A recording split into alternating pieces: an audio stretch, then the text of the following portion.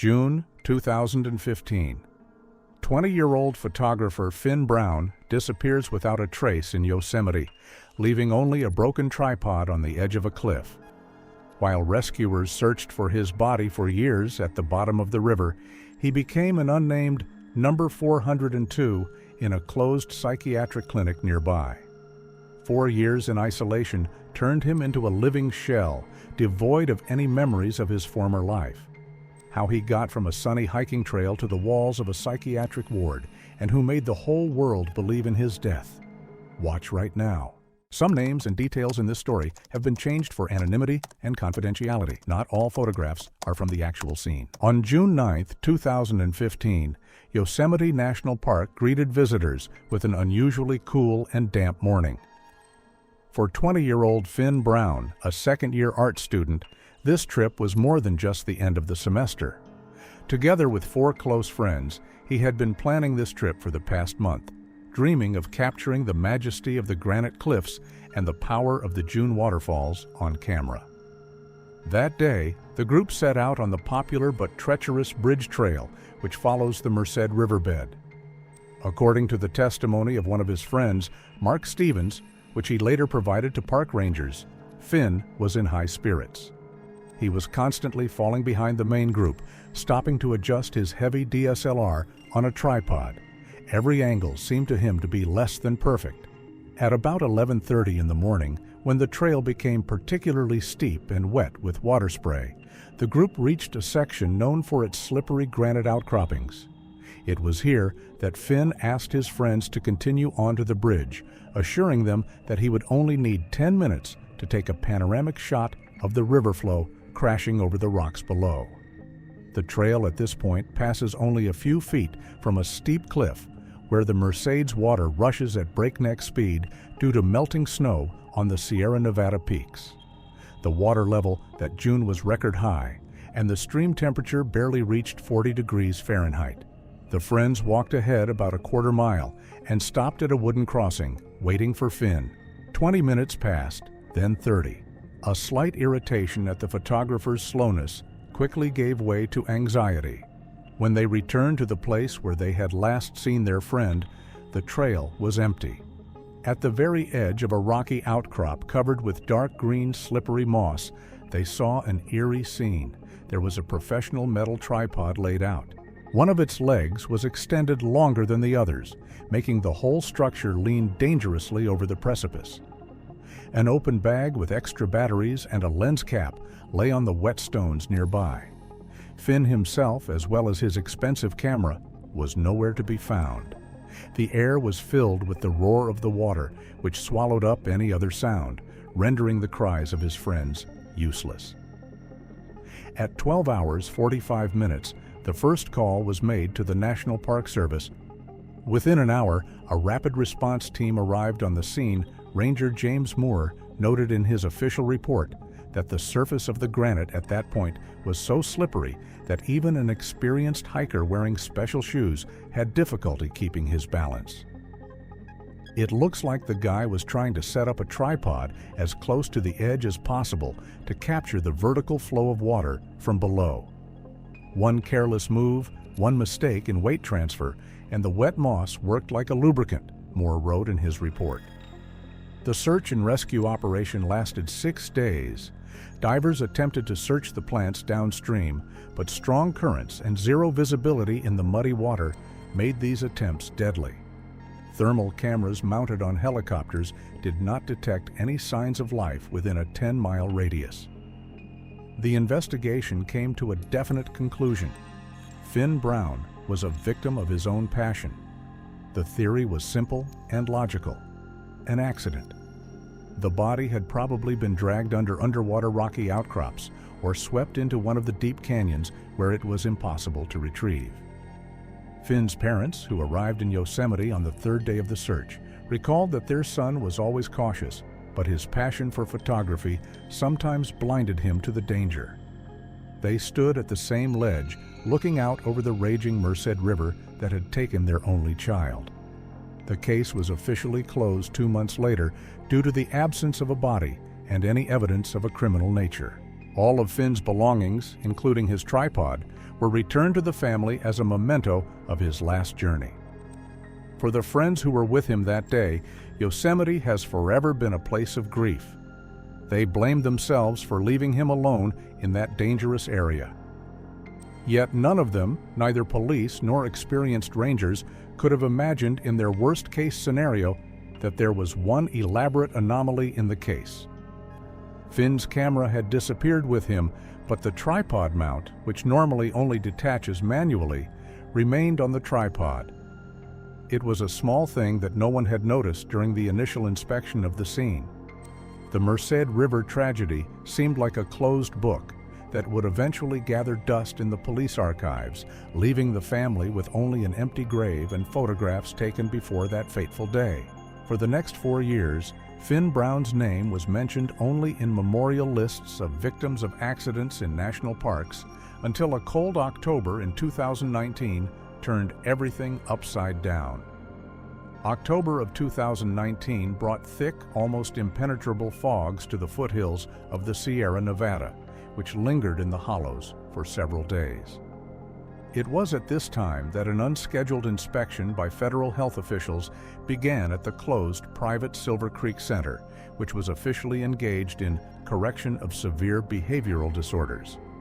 The facility, surrounded by a 3-meter concrete fence and dense pine forest, has always had a reputation as an elite and extremely private place. However, during a tour of the intensive care unit, one of the lead inspectors, Robert Vance, noticed a strange anomaly in the documentation of Cell 12.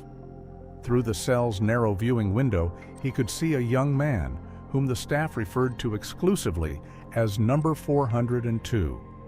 He was sitting on the bed in a state of absolute motionlessness, staring at the void of the white wall. According to Vance's testimony in his official report to the Department of Justice, the patient's medical record did not contain any first or last name. The only entry in the personal information column was the date of his admission to the facility, August 22, 2015. When Vance asked a direct question about the patient's origins, the clinic administration provided documents intended to close any further inquiries. According to the internal logbook, number 402 was simply transferred from another facility that did not specialize in such complex cases. The document stated that the patient required maximum anonymity in accordance with the contract and the family's wishes, and that payment for his care was made through an anonymous trust fund. This explanation looked like a legally flawless wall that allowed the facility to hold a person without a passport or identification number for years.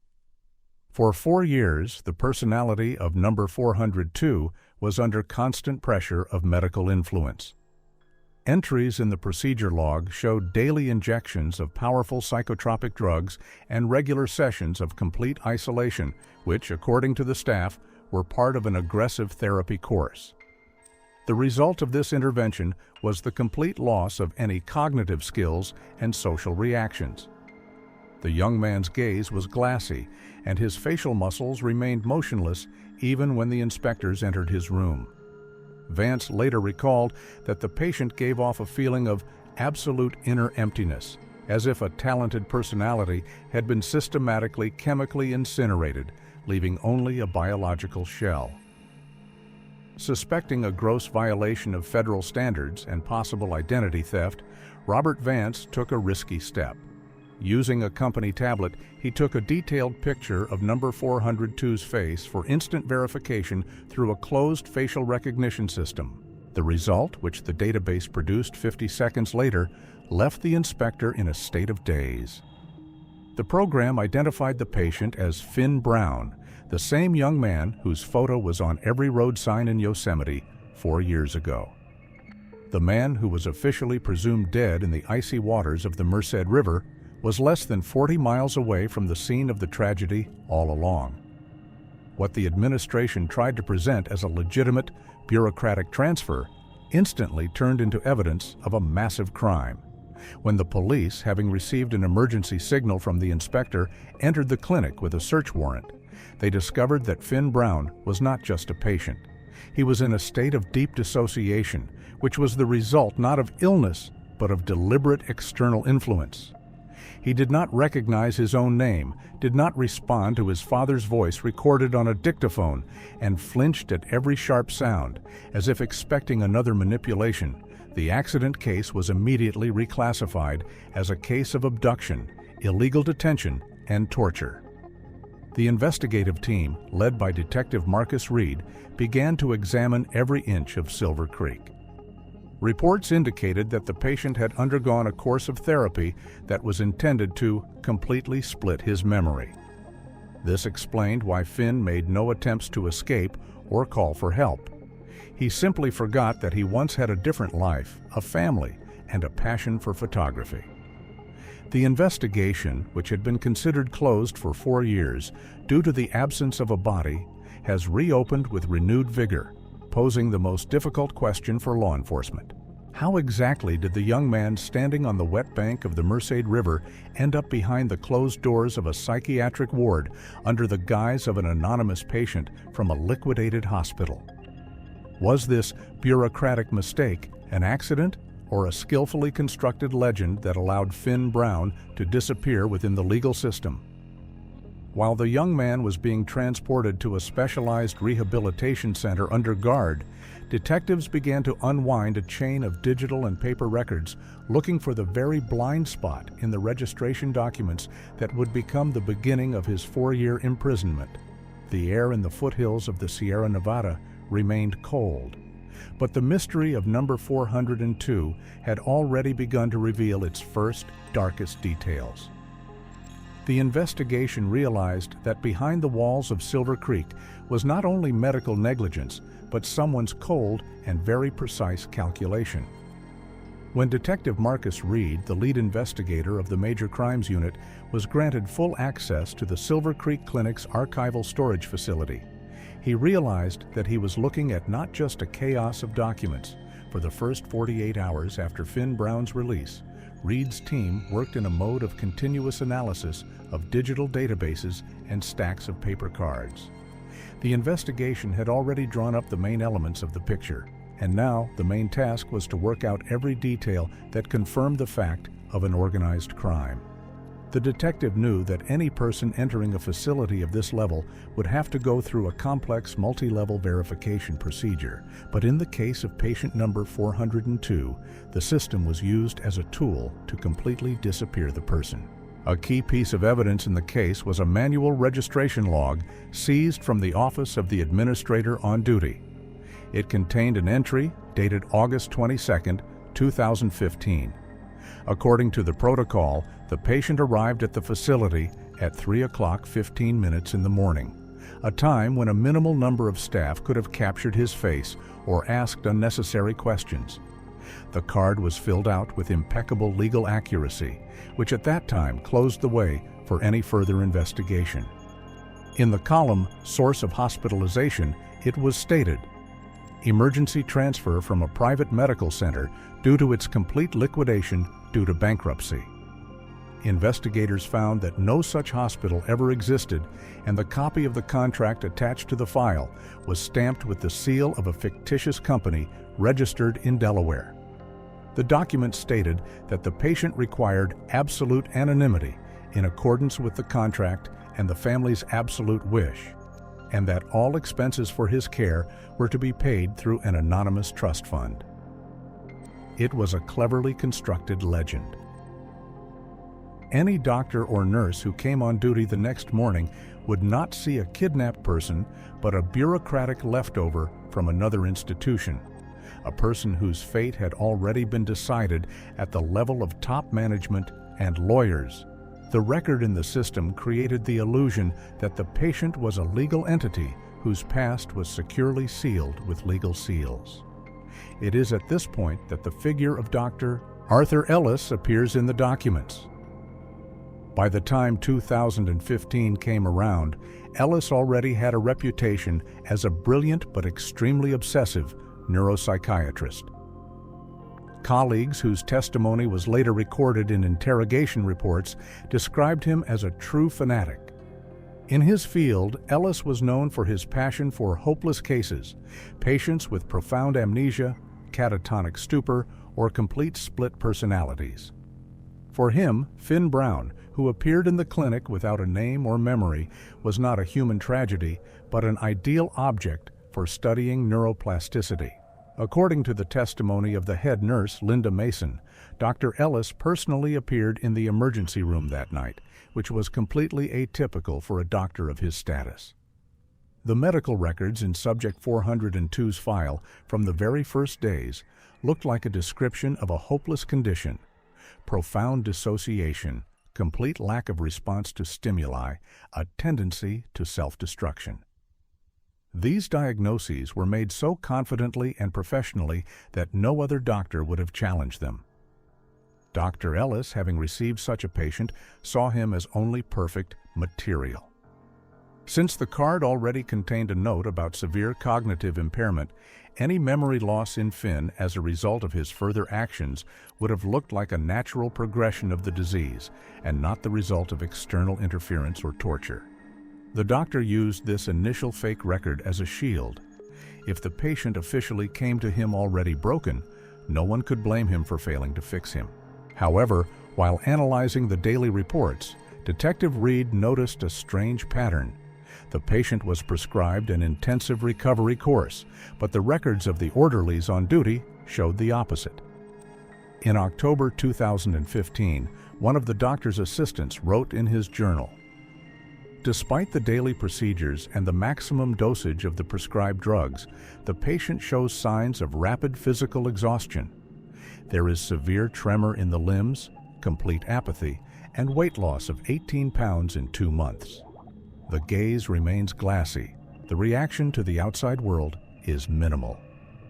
This paradox, a well-known doctor's professional interest leading to a patient's physical and mental degradation, became the key focus of Reed's group's work. Detective Reed realized that someone who had full access to the registration records of that night knew all the weaknesses of the Silver Creek Clinic. The entry was not a mistake, but a cleverly constructed legend that allowed Finn Brown to disappear inside the legal system for 4 years. While the police and hundreds of volunteers in Yosemite combed the banks of the Merced River for his body, here in the paperwork he became simply Subject 402, with no past, whose fate was sealed with a few lines about the bankruptcy of a defunct hospital.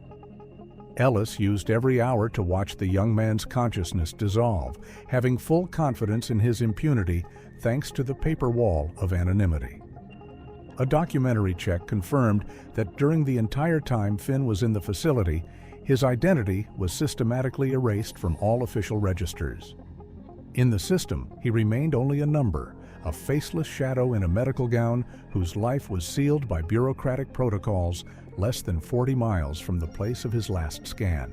The investigation had no doubt that this blind spot in the registration was deliberately created to give Ellis complete freedom of action over material that no one intended to search for. The final processing of the evidence in this sector was completed, paving the way for the next stage of the investigation, the analysis of Dr. Ellis's personal archives, where the details of his dangerous experiments were hidden.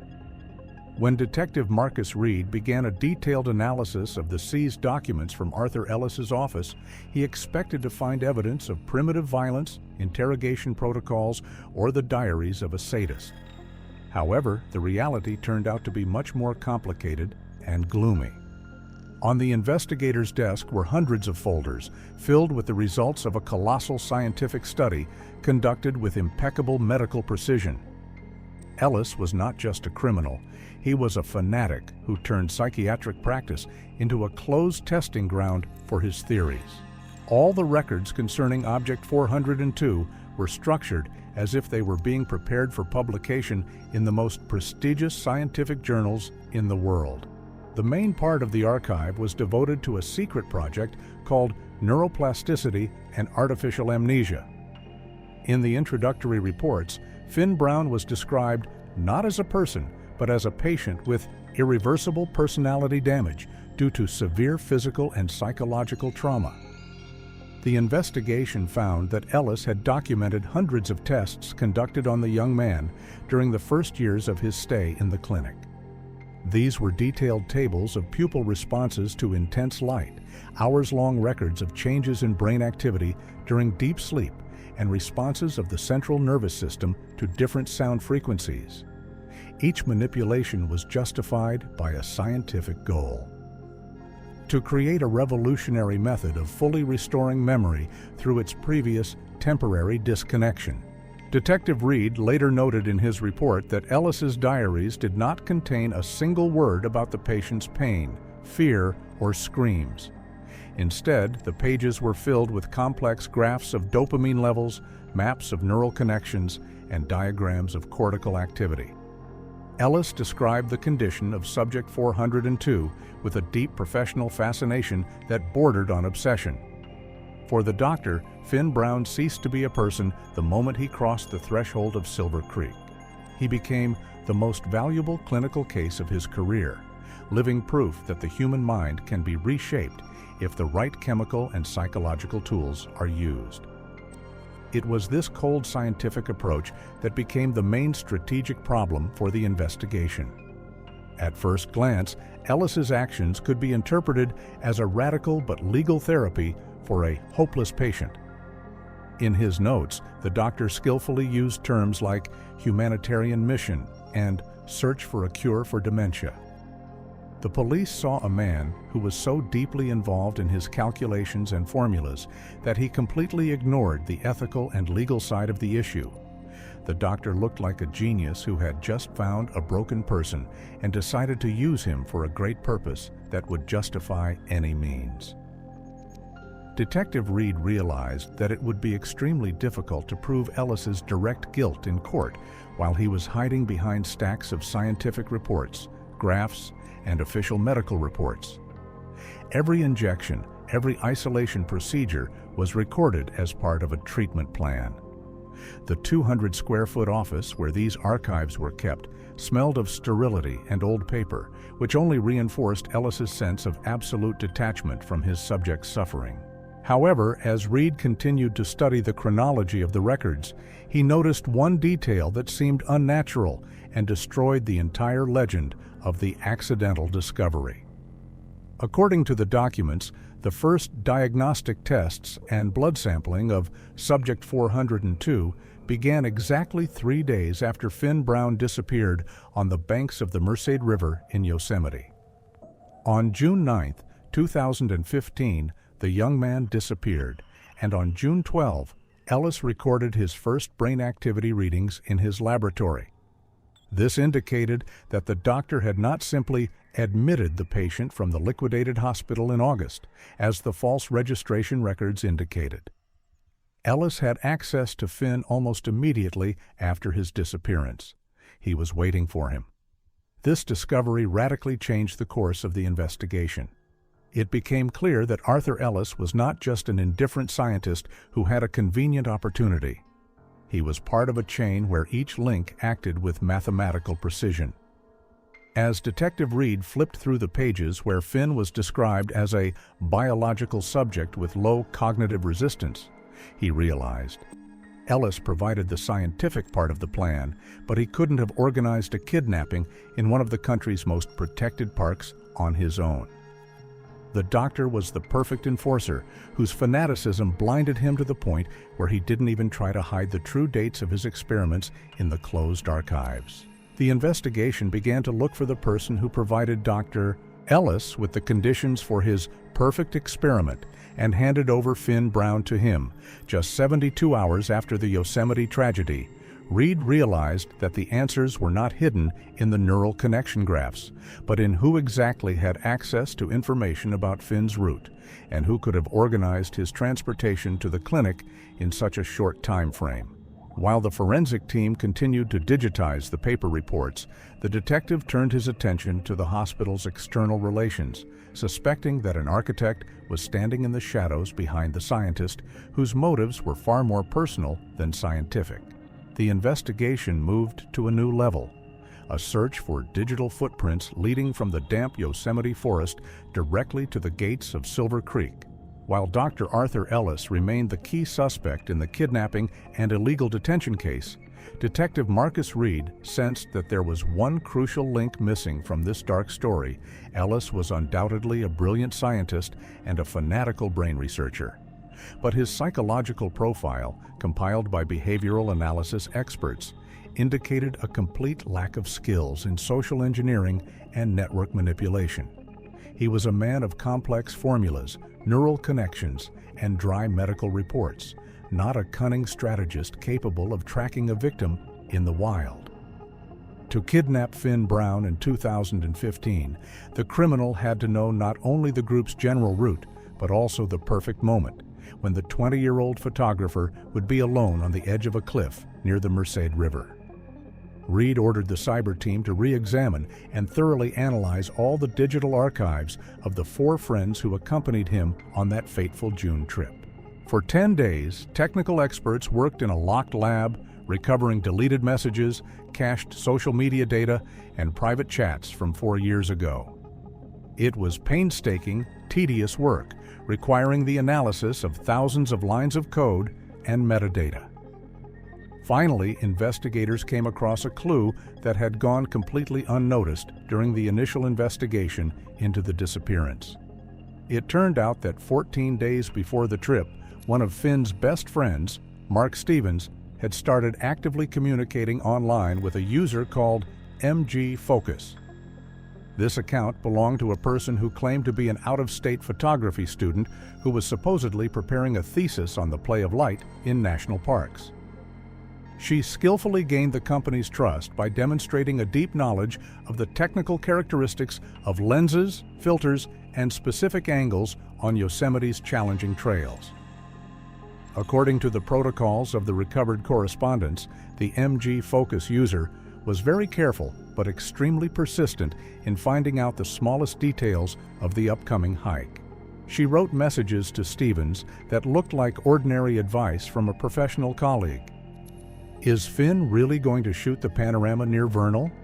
They say that the best light falls there at 11 o'clock in the morning, when the main wave of tourists is already passing up to Nevada Falls. If he wants a perfect shot without people in focus, he'll have to stay there alone for at least 20 minutes. In his answers, Mark, not even suspecting the mortal danger, the user with the nickname MG Focus, now knew about his friend's plans better than they did. She knew at what point Finn usually lags behind the group for the sake of exposure and how many feet he was willing to walk to the slippery edge of the granite to get the right angle. The last message from her came 18 hours before the young man disappeared. The text was laconic. I wish you guys a good shot. The weather promises to be perfect for contrasts. Immediately after that, the account was permanently deleted and all digital traces were carefully erased. However, technological advances over the past 4 years have allowed the investigation to do what seemed impossible in 2015. The real breakthrough came when technicians were able to track the dynamic IP address from which the profile was created and used. The data pointed to a Wi-Fi hotspot at a small roadside cafe called Pine Grove, located just 5 miles from the main gate of the Silver Creek Clinic. A subsequent check of the cafe's system logs revealed a result that made detectives shudder at the extent of the crime's sophistication.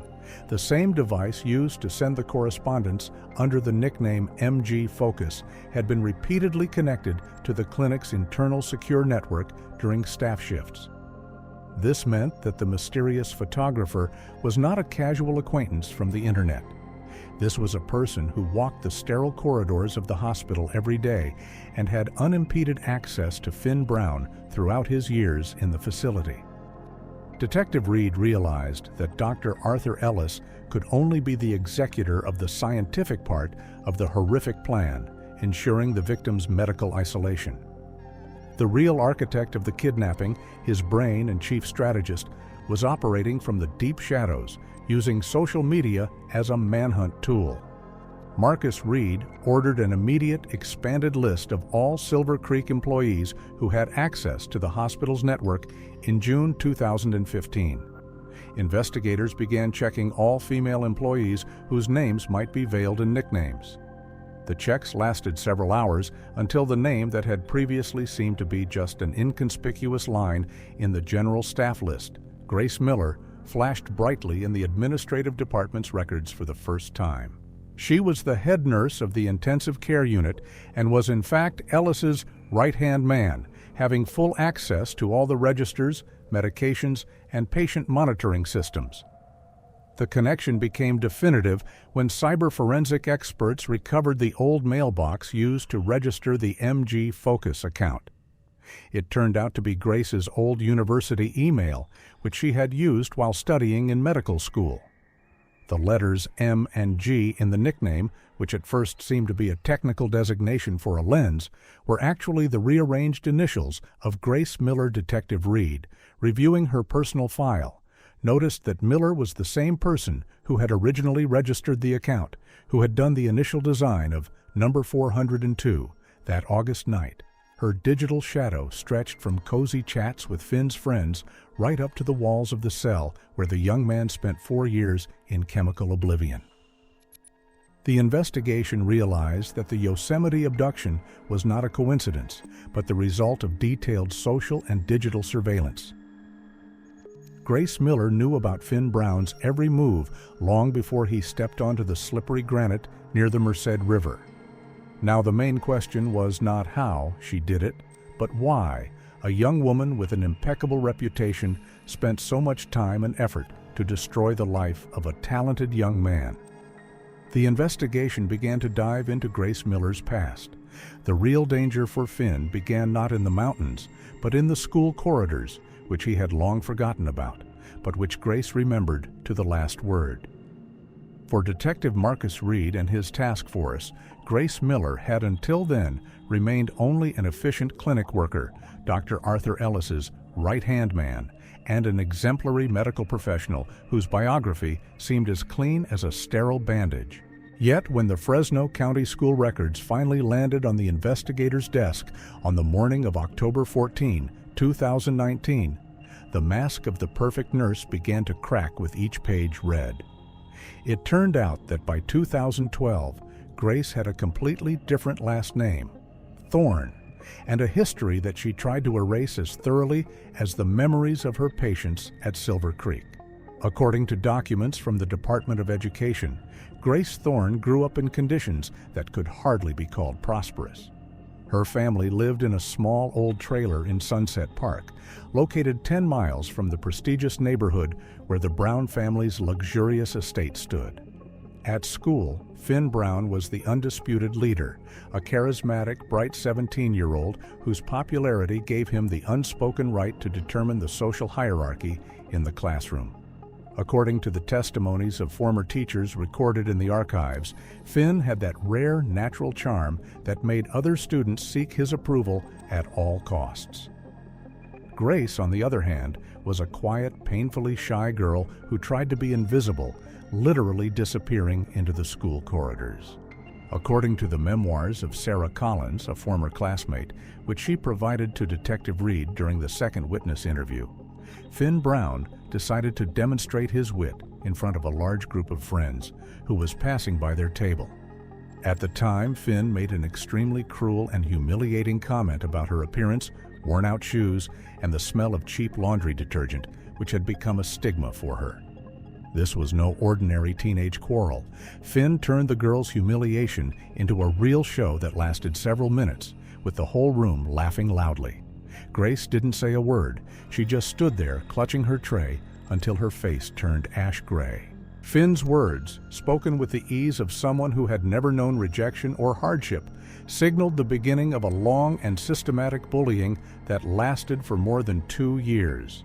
School records from the time, which Reed found in the former principal's office, document numerous complaints of unknown individuals defacing Grace's belongings, posting offensive photo montages in the locker rooms, and shouting derogatory nicknames whenever she appeared within 30 feet.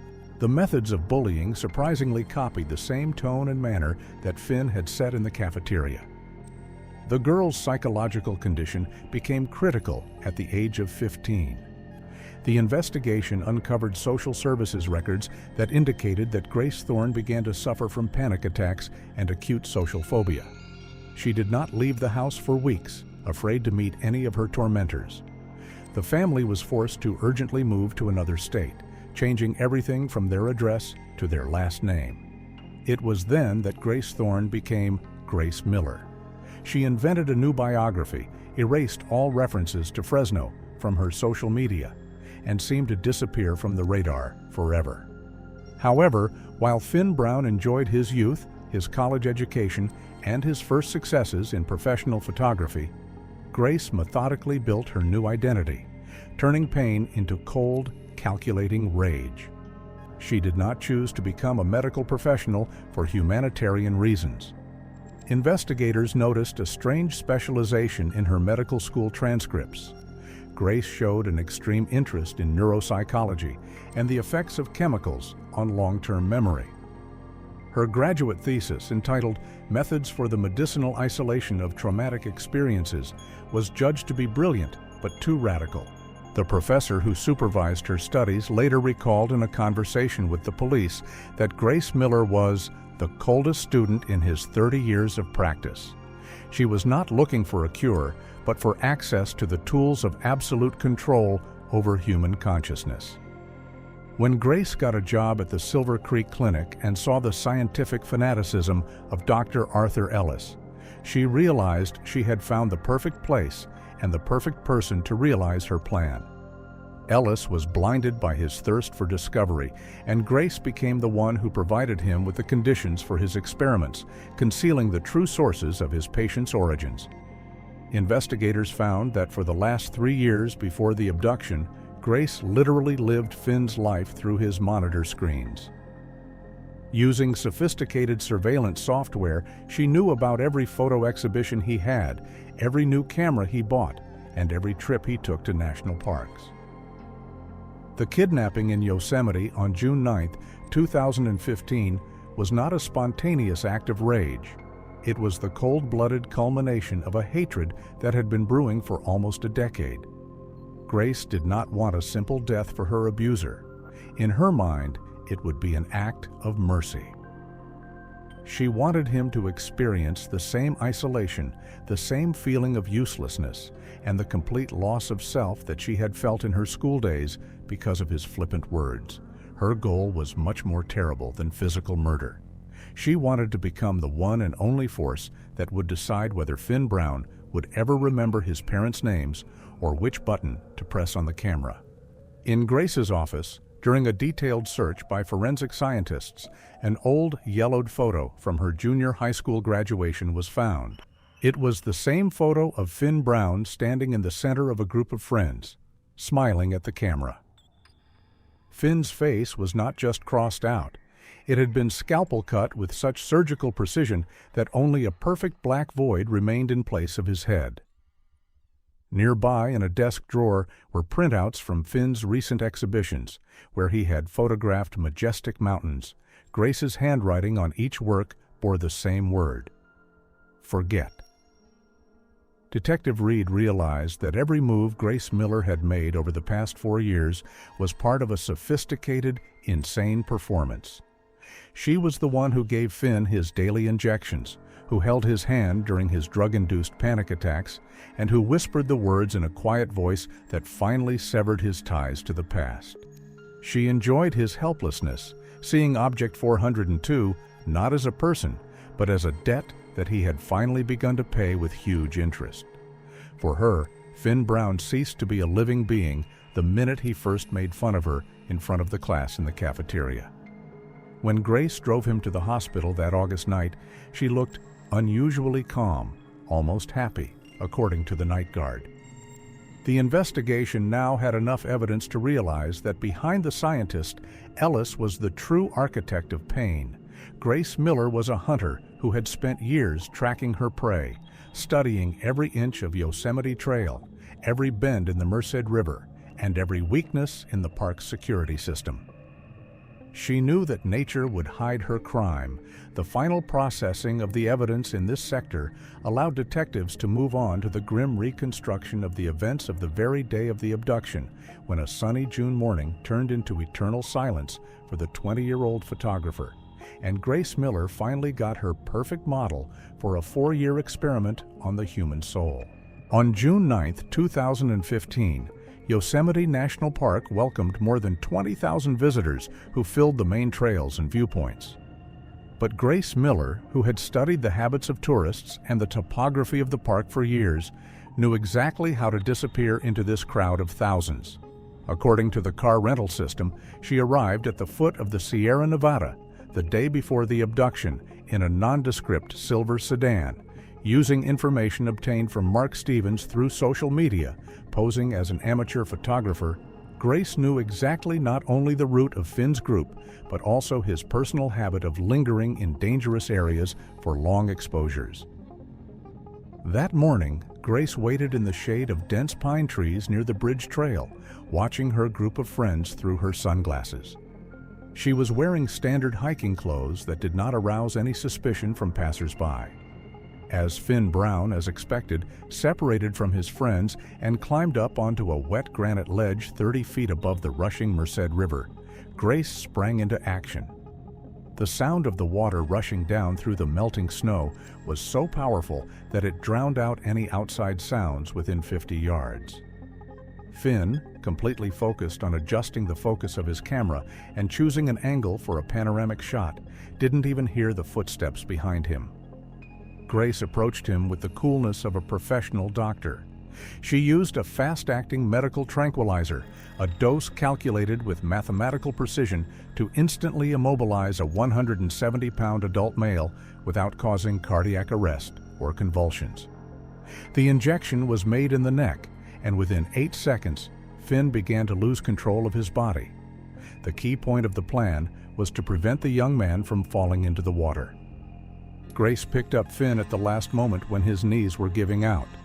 He was not just going to die, he was going to disappear without a trace for the whole world except for her. While he was in a state of deep medical sedation, Grace skillfully staged the accident. She set up his tripod on the very edge of a slippery, mossy granite rock at a dangerous angle, pointing the mount vertically down toward the water. Nearby, on the wet rocks, she left an open bag of batteries and a lens cap, creating the illusion that the photographer had slipped while working. She took Finn's precious camera with her. It was her main trophy in this game. Getting an unconscious person out of a crowded national park was much easier than it might seem at first glance. Grace had prepared a folding wheelchair disguised as ordinary tourist equipment for people with disabilities. She covered Finn with a thick plaid blanket, and to casual passers-by in the parking lot, they looked like an ordinary tired couple. The guy seemed to have just fallen asleep from exhaustion and mountain air.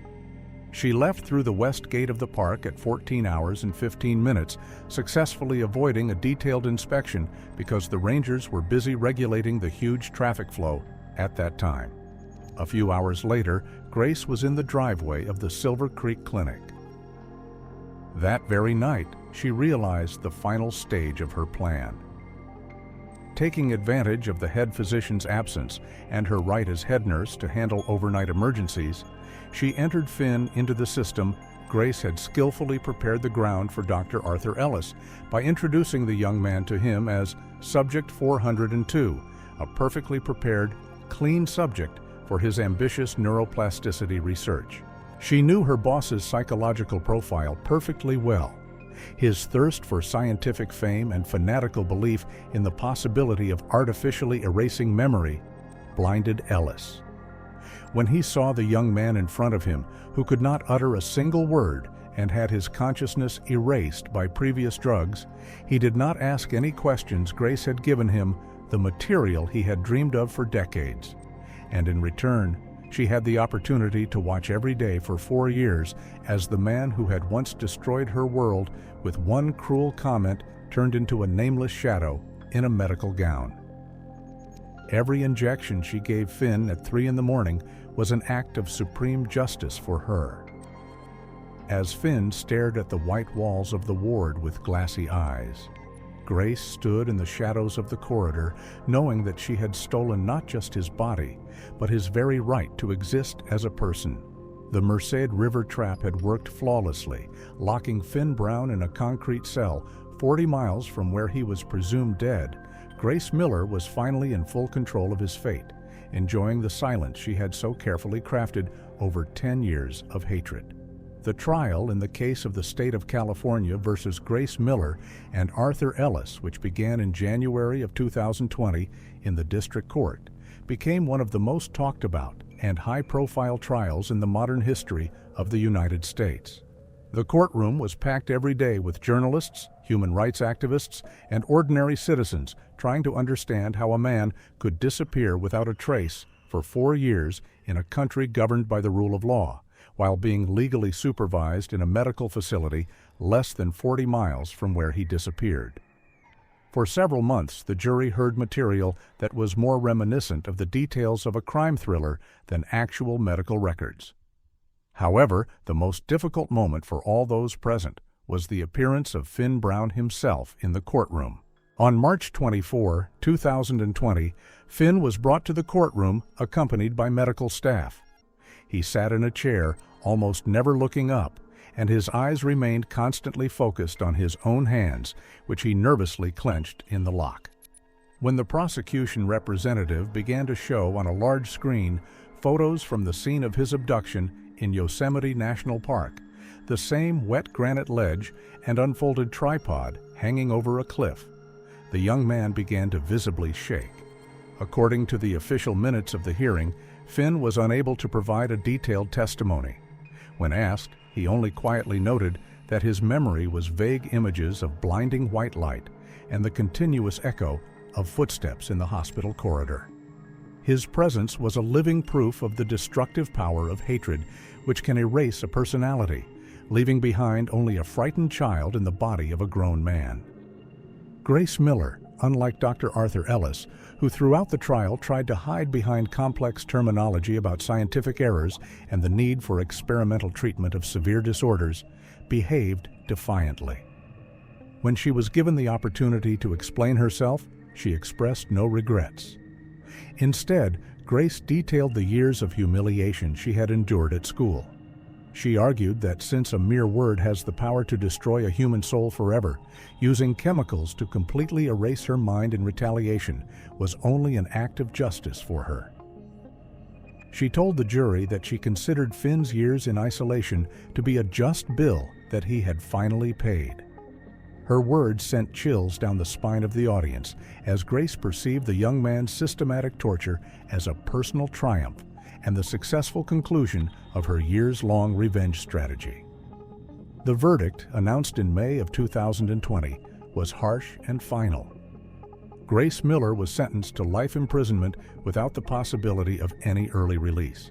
The court found her guilty of organized kidnapping, unlawful imprisonment, physical torture, and large-scale falsification of medical records.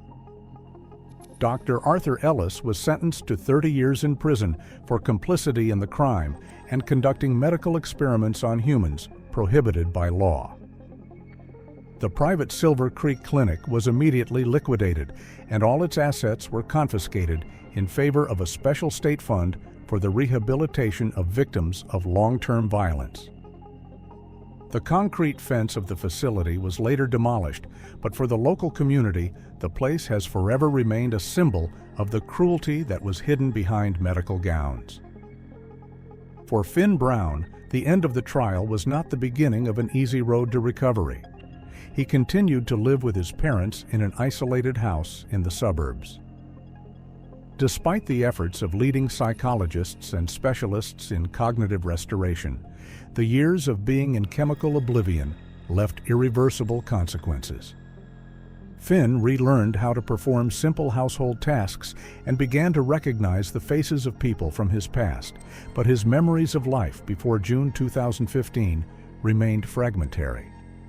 The young man's father recalled how his son would sit for hours on the veranda, trying unsuccessfully to recall street names or the names of former teachers, but these parts of his personality were completely burned away by the drugs. The most painful symbol of this loss was the fate of his Canon camera, which the police found in Grace Miller's personal safe during a search.